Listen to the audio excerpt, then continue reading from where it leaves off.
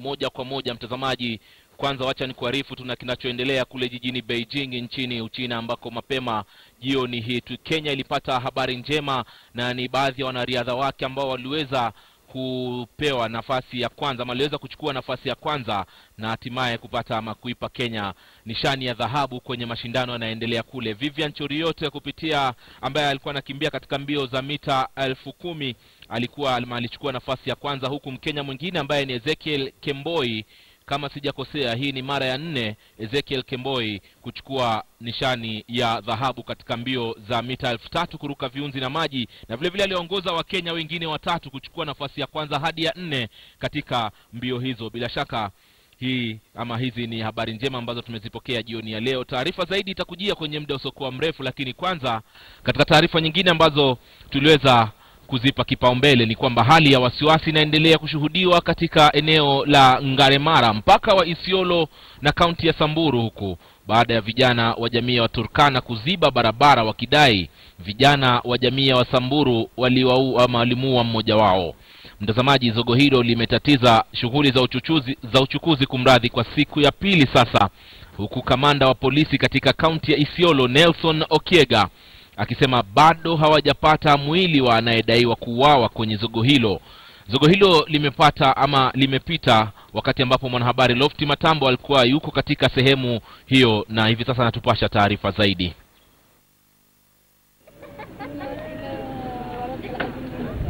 Na hivi ndivyo hali ilivyo. Hawa ni wasafiri ambao walikuwa wanasafiri kutoka mji wa Isiolo kuelekea Marsabit Lesamis, lakini wamekwama hapa kwa ajili ya kuhofia usalama wao. Wamesubiri kwamba labda serikali, maafisa wa kulinda usalama watachukua hatua ili waweze kuhakikisha usalama wao kuelekea katika shughuli zao. Tumechoka kwa sababu tunaogopa hapa mbele ya kwamba Warendile ama Wasamburu wanachukuliwa kwa magari na kupelekwa mahali hata haijulikani. Nauliza serikali, wanawaacha watu kama wale wanafunga barabara, na si mara ya kwanza. Watu wakisapigana waenda kutafuta wanaume wenzao huko kwa barabara na kulipisha kisasi. Kama ni ng'ombe imechukuliwa waende wafuate ng'ombe yao.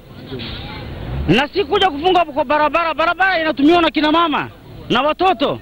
Na tunaomba serikali ikomeshe hii tabia inaendelea hapa Ngaremara. Kumekuwa na vijana ambao wanataka kuleta rapsha hapa kidogo, ambao wanasema iko mtu wao wanasuspect kwamba aliuawa na jamii ya Kisamburu. Lakini tumefanya juhudi ya kuona kama kweli vile wanasema kama kuna mtu kweli aliuawa. Bado hatujapata ushahidi, lakini kwa sababu hawataka kusubiri ingalao tutafute kama iko mwili kweli mtu aliuawa, wamefunga barabara. Dakika 5 tu baada ya polisi kujaribu kuifungua barabara hii, vijana walio na hamaki wamerudi tena na kuyajaza mawe haya barabarani, na hadi kwenda kwetu hewani hali imekuwa bado iko namna hii. Lofty Matambo, KTN Leo, katika mpaka wa Isiolo na Samburu. Naam, mtazamaji, tutaendelea kufahamisha na taarifa namna tunavyozipokea. Ni kisa ambacho kilianzia jana mwendo wa asubuhi wakati mashambulizi hayo ama uvamizi huo ulipotokea sehemu hiyo ya Samburu na Isiolo.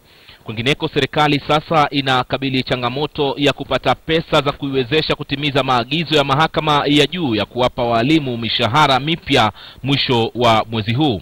Mapema hii leo mahakama ya juu imepinga uamuzi wa mahakama ya rufaa kwamba serikali iwape walimu nyongeza ya 50% hadi 60% ya mishahara yao. Hussein Mohamed alikuwa mahakamani mapema hii leo wakati wa kutolewa maagizo hayo.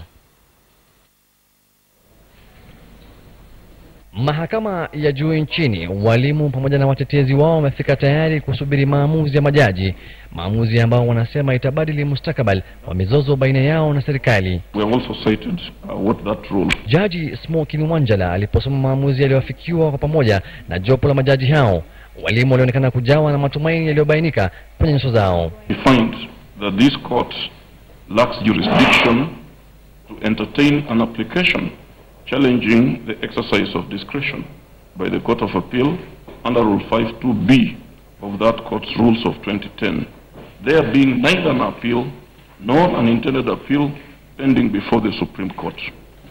Mahakama ilidokeza kuwa haiwezi kubatili au kuingilia uamuzi utolewa na mahakama ya rufaa, na kwa hiyo haitatoa amri yoyote iliyo kinyume. The application dated 3rd August 2015 is disallowed. The applicant shall bear the cost of the first and the second respondents, while the third and the fourth respondents shall bear their own cost. And these are our orders.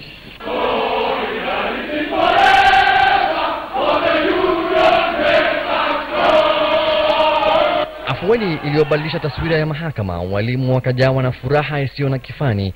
Nyimbo za sherehe zilinoga huku semi za furaha zikidhihirika.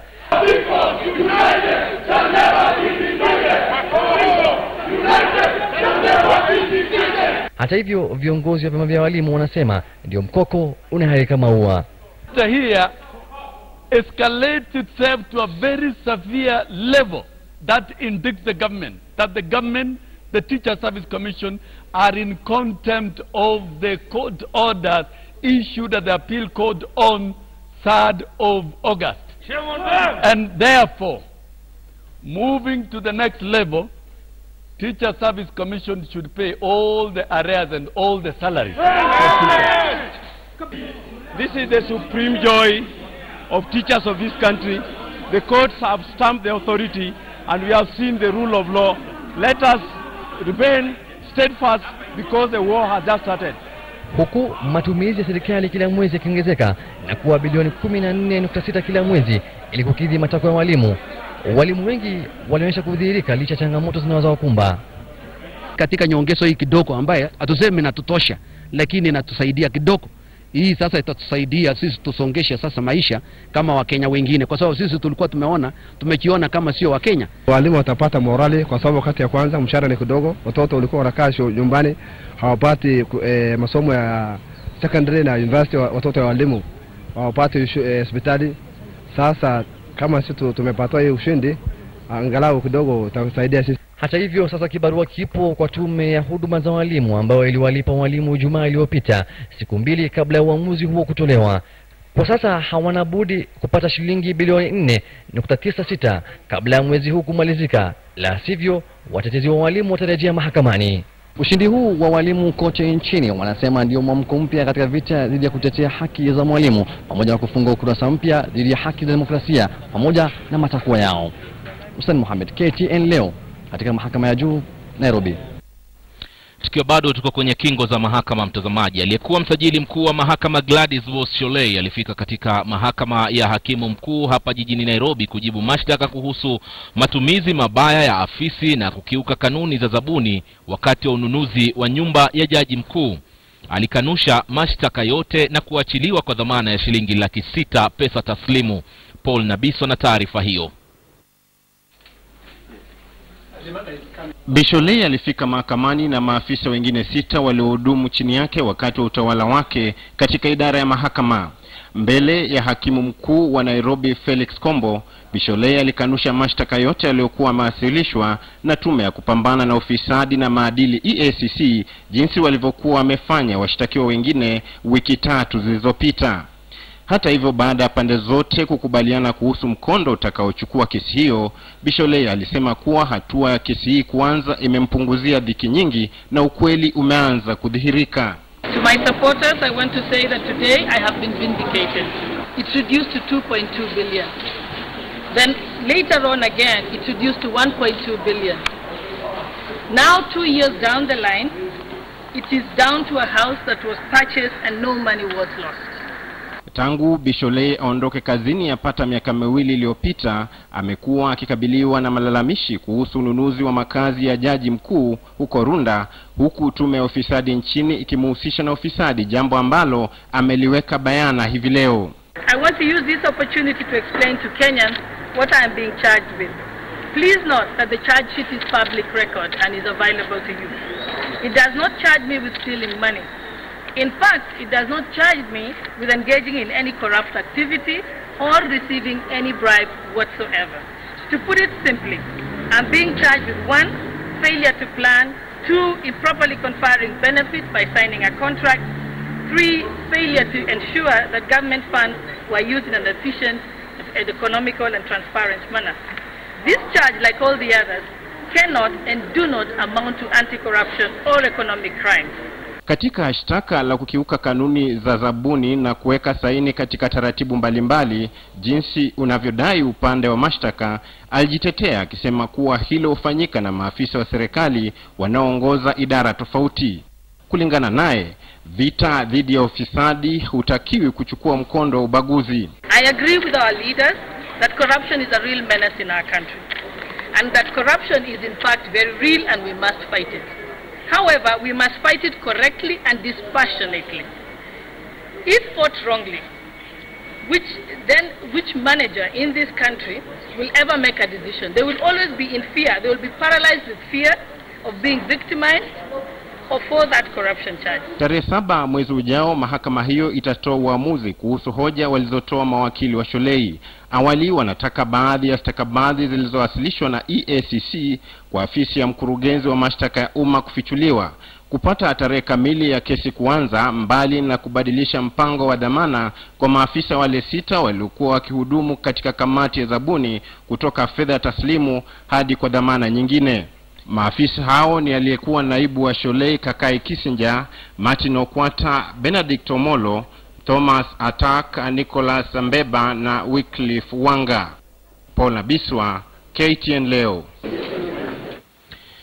Naam, mtazamaji unaendelea kutazama taarifa za KTN Leo jioni hii. Nitarudi kwenye muda usiokuwa mrefu tuendelee na taarifa zaidi, ikiwemo bado tuko kwenye kingo za mahakama, lakini kutoka sehemu ya Mombasa kuhusiana na kesi moja ambayo inahusiana na pembe za ndovu. Usiende mbali.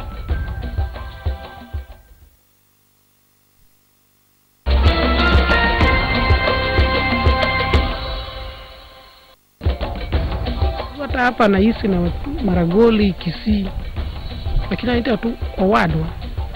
Kila mtu unafanya tu pamoja. Jaluo hana ukabila. Swali hata Migori Senioria ndio ni mbunge wa Migori hapa. Sisi hana ukabila. Unajua tu ndugu yako, binadamu ni binadamu. Ni kama ndugu yako.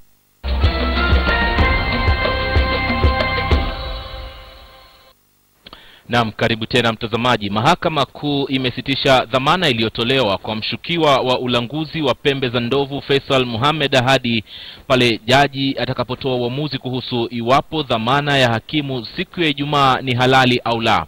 Hii itakuwa ni mara ya pili mtazamaji kwa Mahakama Kuu kufanya uamuzi kuhusu bondi ambayo hakimu amempa mshukiwa huyo.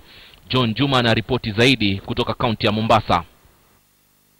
Katika uwasilisho wake mbele ya Jaji Martin Muya mjini Mombasa, wakili wa afisi ya mkurugenzi wa mashtaka Alexander Muteti alisema mahakama ya hakimu haina uwezo kisheria kutoa uamuzi kinzani kwenye suala lililoamuliwa na Mahakama Kuu.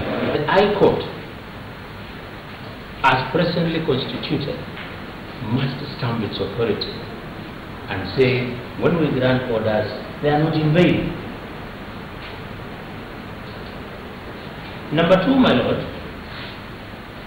if this practice was to be entertained,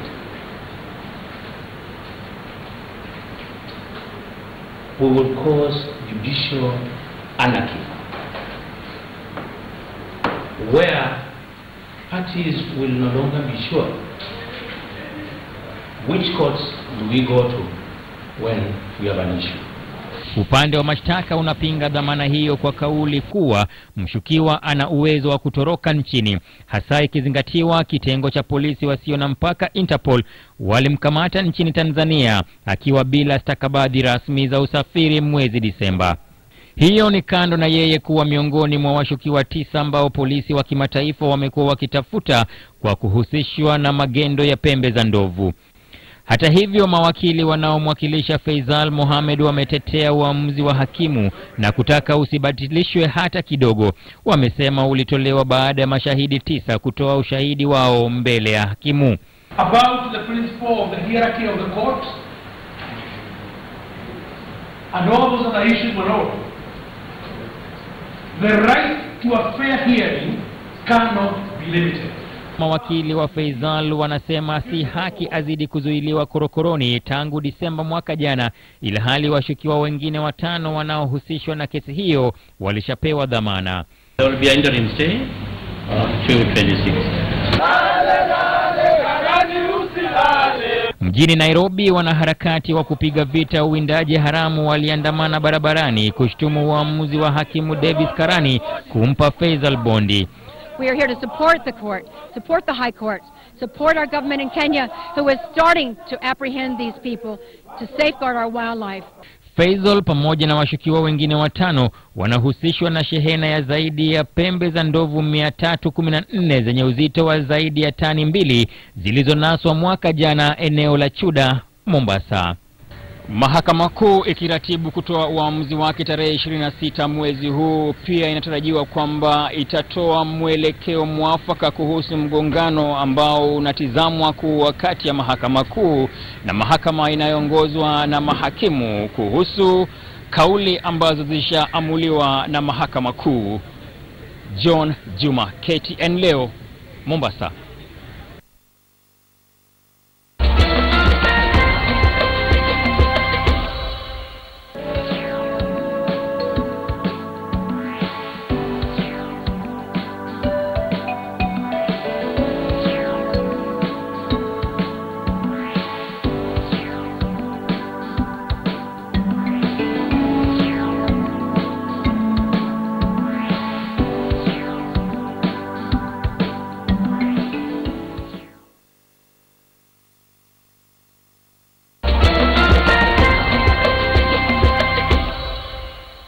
Kwingineko, mashindano ya shule za upili yalifika ama aliingia tamati yake hapo jana, huku washikadau sasa wakiangazia mashindano yajayo yatakayoandaliwa hapa nchini. Robinson Okenye na taarifa zaidi kutoka nchini Rwanda. Makala ya 14 ya mashindano ya shule za sekondari za Afrika Mashariki yaliwapa vijana walio na vipaji vya hali ya juu jukumu la kuonyesha vipaji vyao kwenye mashindano hayo, ambao mabingwa watetezi walishindwa kuhifadhi mataji yao. Huku mabingwa wapya wakivishwa taji, wadhamini wa mashindano hayo kampuni ya Brookside imedokeza kwamba itawatuza wachezaji walio na mvuto wa aina yake kwenye mashindano hayo kwa kuwazawadia nafasi za kujiunga na vyuo vikuu. This whole scholarship that they'll be getting from Strathmore is based on both performance and academics. But so far they are quite impressed with the Kenyans, with the Rwandese, the Tanzanians. I mean, it's open. Huku mashindano hayo yakiwaleta pamoja chipukizi kutoka kanda zote za Afrika Mashariki, wadhamini hao wanahisi kwamba mashindano hayo yamesaidia katika kuleta uwiano. Pasi na viwango vya upinzani kwenye mashindano hayo kuwa vya hali ya juu, maafisa wa mashindano hayo za shule za sekondari wanahisi kwamba michezo hiyo inatumika kukuza mabingwa wa siku za usoni. The second objective is to help in achieving the East African community, and the East African objective, so that now you'll find that the students have visited the different countries, learned the different cultures. Mashindano ya mwaka ujao yataandaliwa nchini Kenya mjini Thika, na wadhamini hao wanatarajia kwamba yatakuwa na mvuto wa aina yake. Robinson Okenye, KTN Michezo.